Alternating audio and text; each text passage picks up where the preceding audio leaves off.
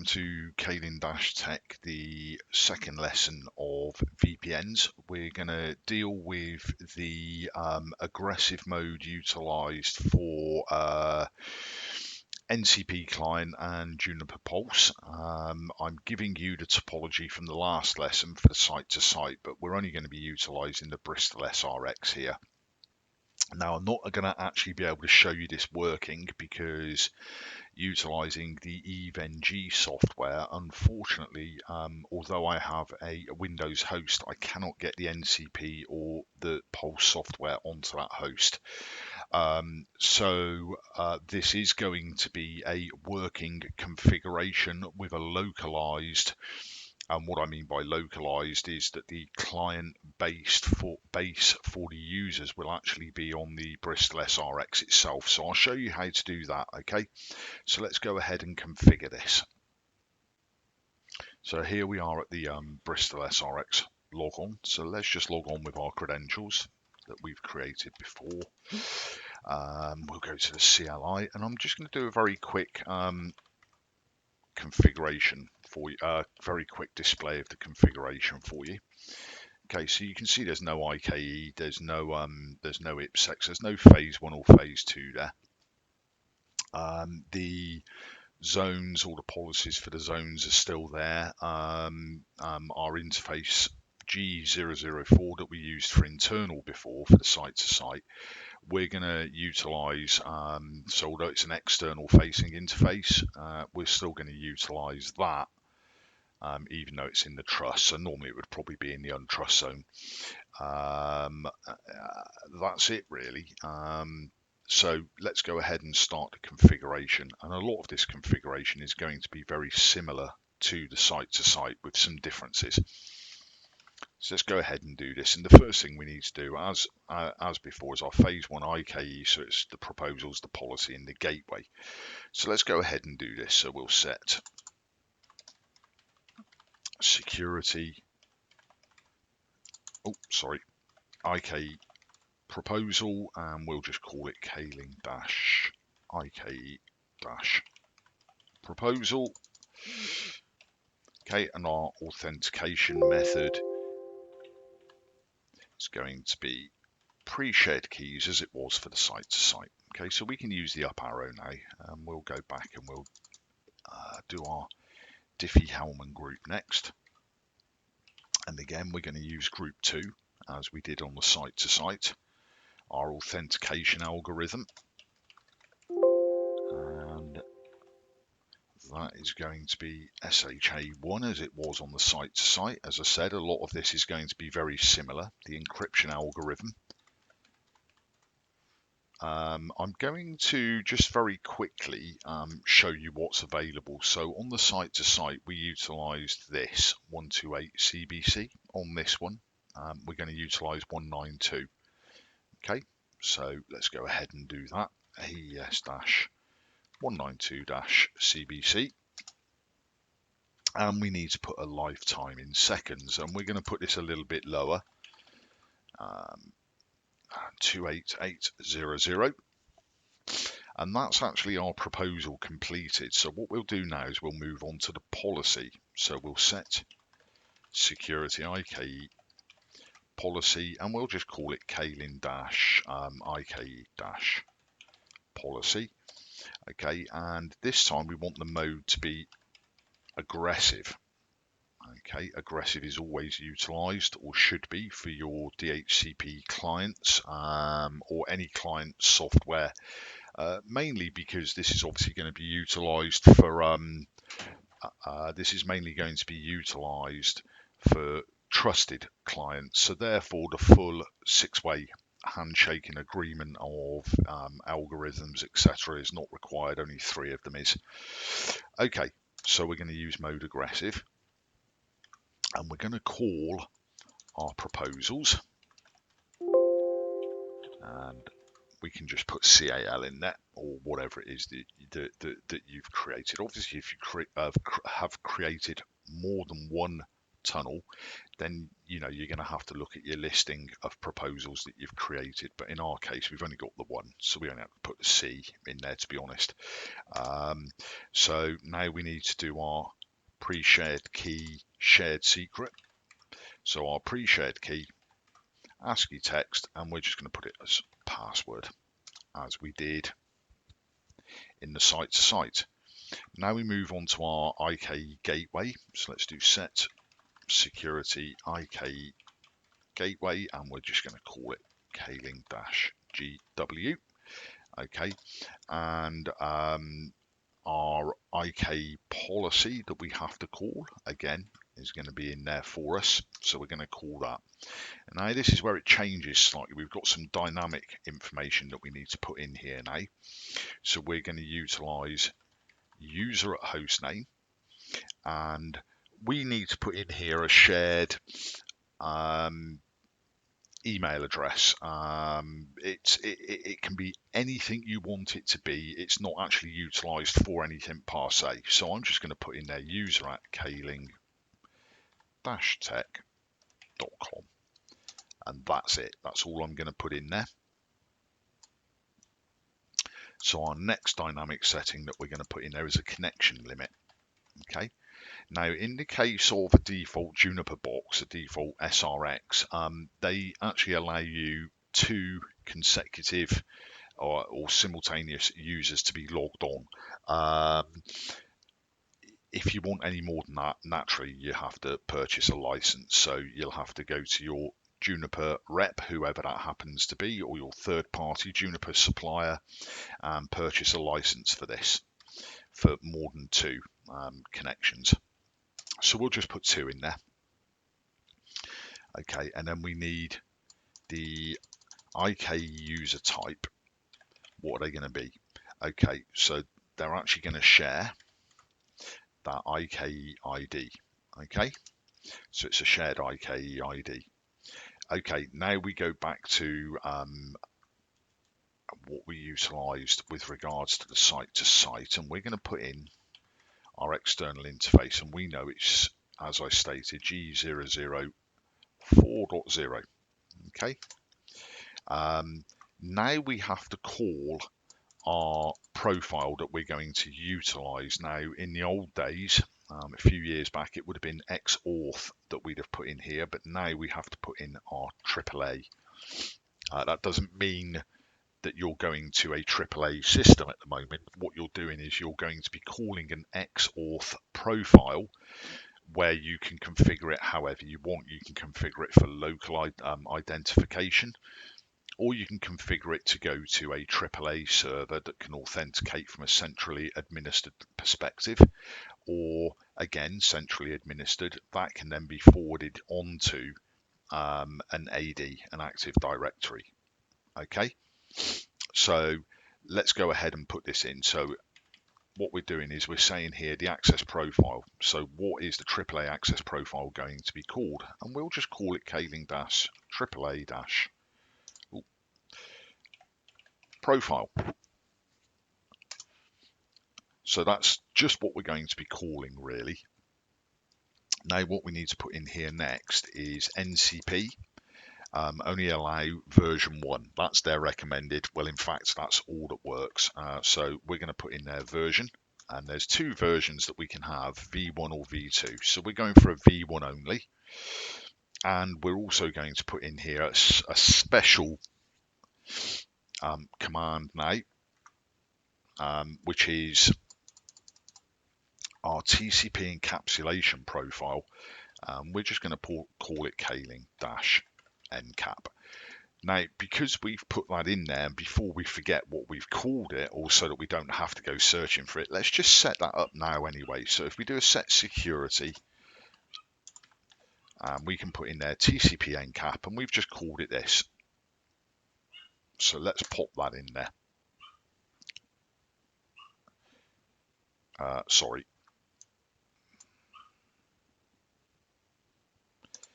So we're going to put in there our profile.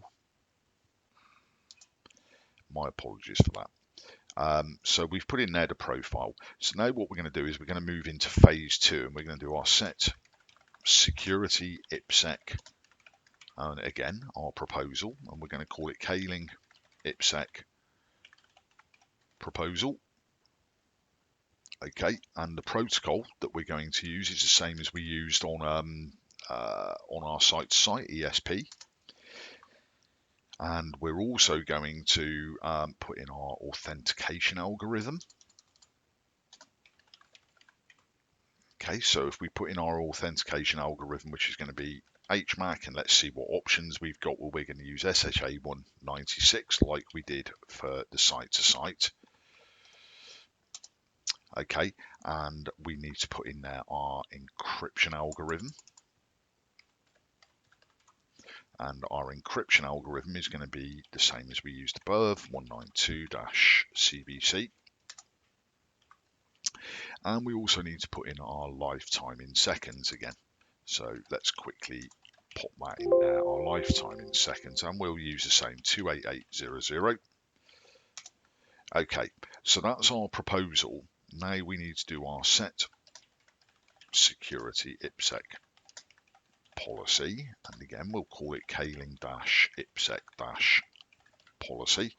Okay, and our perfect forward secrecy, and as we know from the site-to-site, we're going to use keys group 2. Okay, we also need to call our proposal, so we're going to put in here our proposals,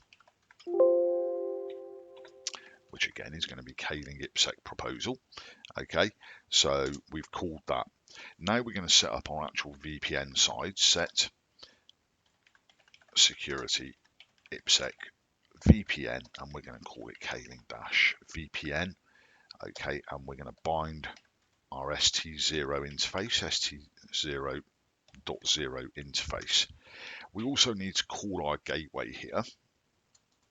So let's call our gateway.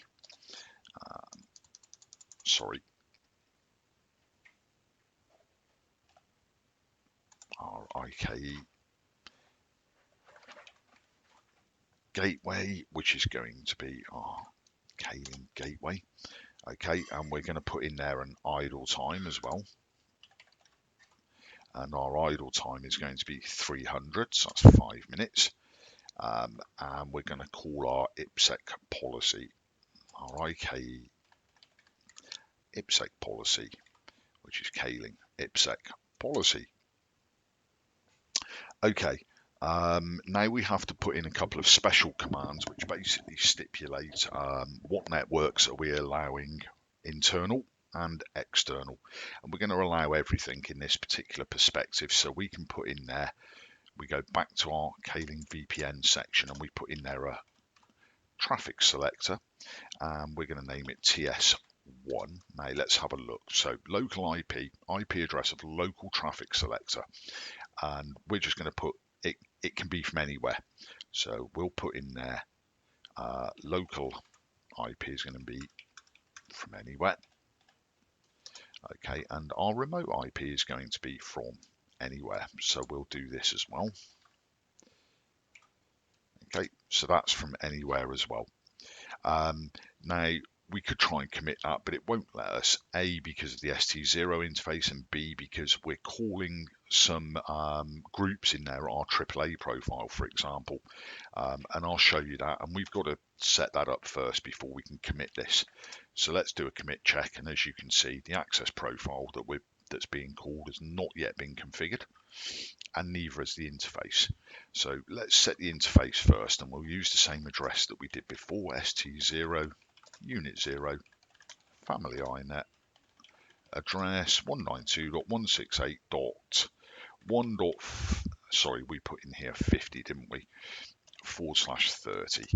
So we'll pop that in there, and now we're going to set our access profile, and we have to name it this. Okay, so that's our access profile, and what we're going to do is we're basically setting a client, and I'm just going to call it Clive, it's just a name, this firewall user, because they're locally these. So as I said to you before, this is now the local users that can log on to this system from locally. So firewall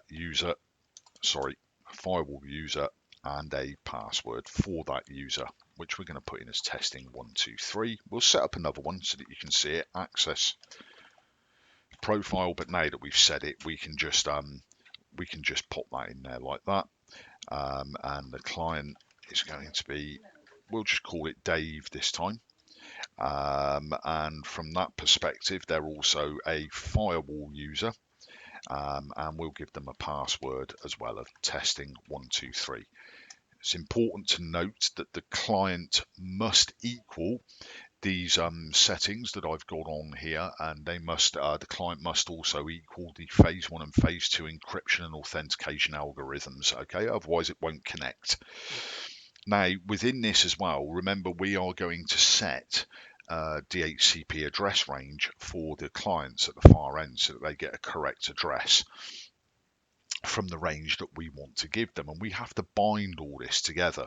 So this is the first binding point now that then binds into the actual gateway itself. Okay, so let's do a set access profile. We're going to do AAA profile still, but now we're doing an address assignment. So we're saying here's an address assignment. Now what pool are we going to use? So we're going to use an XAuth dash pool. That's just the name of the pool that we're going to use.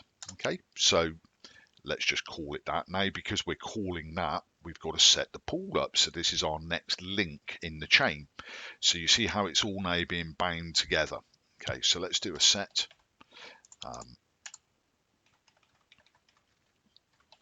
access address assignment. Okay, pool. What have we called it? We've called it XAuth pool. So we need to copy that into there. We need to do a family, inet, network, and this is the range of addressing that we're going to assign out. So if you've got quite a few thousand users, you're going to want a lot higher network than I'm putting in here, or you can set up separate networks. It depends how you want these addresses to be issued. So I'm just going to put in here a 24 network, so a default class C, which will give me 254 addresses that I can assign out. Okay. What we also need to put in here is we need to put in DNS entries. Now you can put in DNS, WINs, whatever you want to put in there. I'll show you in a second. Okay. So what we're going to do is we're just going to put in a primary DNS in here. Okay. So I'm just going to put the primary DNS, and as most people utilize, we'll just pop in there Google's DNS address. Okay. So we can now do another commit check, and that will now commit for us. And that's all our binding done together. Okay. However, there is one other thing that we need to do. Well, there's two other things we need to do here. Number one is that we haven't set our ST00 interface into a zone. And as I've said in the site, when it can be whatever zone or whatever VR zone you want it to go into, but there must be routing or policies in place that allow the communication or the data transfer between the zones where the physical interface is, so the phase 1 physical interface and the phase 2 ST0 interface. But I'm going to put this into the trust zone anyway again, so set security zones, security zone, trust, interface ST0.0.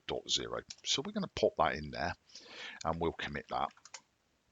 And we've got one thing left that we need to do. So if I do a run show configuration display set, so we've got our proposals. In fact, actually, I'll just leave this on here for a second and highlight it for you so you can see the Ike proposals. Okay, they're all there with the gateway. So when I say proposals, I just mean the IKE, so the proposal, the policy, the gateway, and the NCAP profile that's required within the gateway. Now let's have a look at the IPsec side. And there's your IPsec side with the proposals, the policy, and the VPN. Okay. And now we're going to have a look at where we have set a couple of the other options. So there's our NCAP profile. There's our ST0 interface. And there's our configured address on the ST0 interface. There's our access profile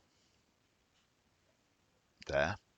And there's our pool of addresses. And the one thing that is missing is that our pool of addresses we've put in as this.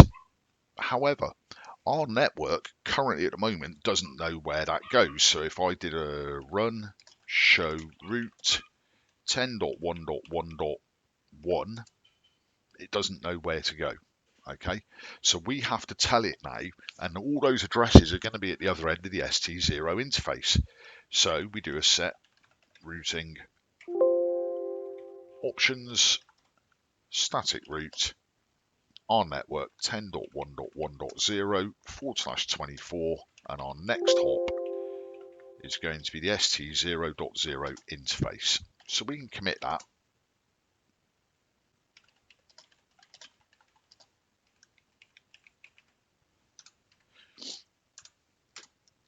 Okay, so now we have that in the routing table and it goes via ST0.0. So that is the complete configuration for a locally administered. What I mean by that is that the users are configured locally as a firewall user on the actual firewall itself on the SRX. It does not send this information to a AAA server. Let me just show you. Those options are in the access profile. You remember we set the access profile? Okay, if we look in there, we now have our radius options, our radius server, our accounting if we want that. So we can do all of that within this section. Okay, we can do session limit per username, subscriber configurations.